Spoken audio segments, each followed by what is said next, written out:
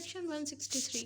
Recovery of amount payable under this division, यानी वो amount जो कि इस डिवीजन के अंदर रिक्वायर है कि उसको पे किया जाए, उस अमाउंट को किस तरह रिकवर किया जाएगा। अब इस डिवीजन के अंदर जिस अमाउंट के ऊपर ये ऑब्लिगेशन है कि उसको पे किया जाना है, जो रिकवरेबल है, वो amount basically with holding tax की बात हो रही है। अब विद होल्डिंग टैक्स क्या होता है, किस पेमेंट में से ये विदहेल्ड किया जाता है और कौन पर्सन इसे कलेक्ट करता है, ये चीज़ें जो है वो हम लोग पहले ही कवर कर चुके हैं। सेक्शन 160 टू 162 की जो रिकॉर्डिंग है, जो वीडियो है इसकी इनकम टैक्स ऑर्डिनेंस के प्रोविजन में, वहाँ पर ये सारी चीज़ें विदहोल्डिंग टैक्स के बारे में कवर की जा चुकी हैं। इस सेक्शन में हम लोगों ने, जो कि इसका टाइटल है कि ये जो विदहोल्डिंग टैक्स है, इस अमाउंट को किस तरह रिकवर किया जाएगा, उसके बारे में बस स्टडी करना है। So section 163 state that the provision of this ordinance shall apply to any amount required to be paid to the commissioner under this division as if it were tax due under an assessment order. So simple सा ये section है कि जिसमें ये बताया गया है कि जो अमाउंट इस डिवीजन के अंदर रिक्वायर है कि वो कमिश्नर को पे की जाए, और वो अमाउंट कौन सी है, वो है विद होल्डिंग टैक्स। यानी कि जो विद होल्डिंग टैक्स रिक्वायर है कि वो कमिश्नर को पे किया जाना है, उस विद होल्डिंग टैक्स की रिकवरी को रिकवर करने के लिए इस ऑर्डिनेंस की प्रोविजन बिल्कुल ऐसे ही अप्लाई होंगी जैसे कि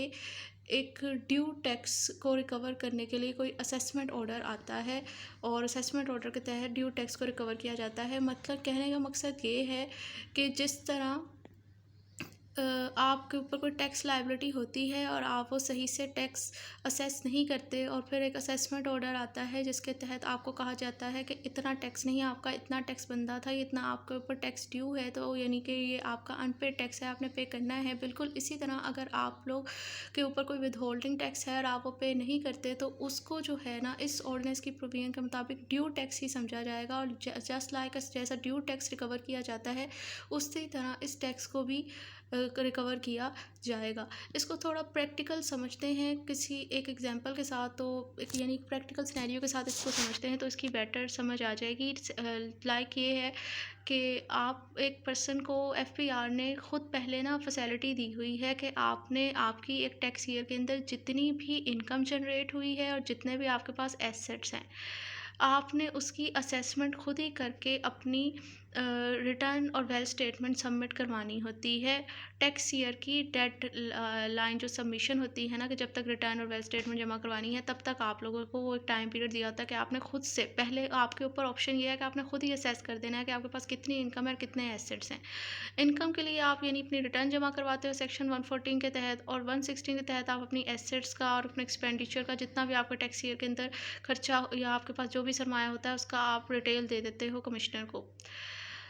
और जो यानी टैक्स ईयर की जो लास्ट डेट ऑफ सबमिशन है, जो कि हर टैक्स ईयर के ख़त्म होने के बाद, जो उसके बाद जो एंड होने के बाद जो 30 सितंबर बनती है, वही होती है। तो उस तक आपके ऊपर पहले आपको ये ऑप्शन दिया होता है, आपके ऊपर ये लायबिलिटी होती है कि आप खुद से असेस करके सबमिट करवा दो। तो फ़र्ज़ करें एक पर्सन ने जो है वो सबमिट करवा दी अपनी, लेकिन उसने जो है वो ठीक से असेसमेंट नहीं की। यानी कि पहले आपको ऑप्शन दिया हुआ है कि अपनी असेसमेंट खुद करो, उसने ठीक से असेसमेंट नहीं की, और अब क्या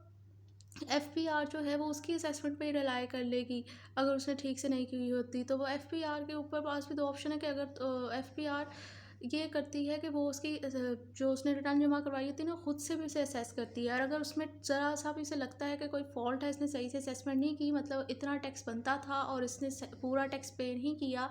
तो फिर जो है वो आपको सेक्शन 120 के तहत एक असेसमेंट ऑर्डर आता है कमिश्नर की तरफ से,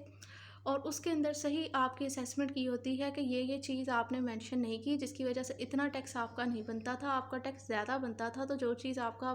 अनपेड टैक्स है वो आपका ड्यू टैक्स कहलाएगा। तो जिस तरह उस टाइम आपका जो टैक्स अनपेड टैक्स होता है वो ड्यू टैक्स कहलाता है, उसको रिकवर किया जा सकता है बाय एन असेसमेंट ऑर्डर। इसी तरह अगर विद होल्डिंग टैक्स भी आप सही से अपना पूरा जमा नहीं करवाते, तो उसको भी under this provision of this ordinance due tax ही कंसीडर किया जाएगा, और जैसे ड्यू टैक्स रिकवरेबल होता है वैसे ही ये टैक्स भी रिकवरेबल होगा, इसको रिकवर किया जाएगा।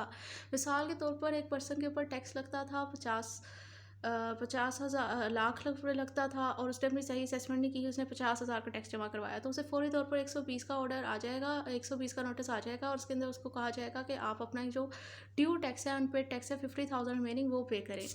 तो आई होप विद एग्जाम्पल ये चीज़ समझ आ गई होगी, वरना ये सेक्शन छोटा सा था और इसमें कोई इतनी कोई मुश्किल चीज़ नहीं थी।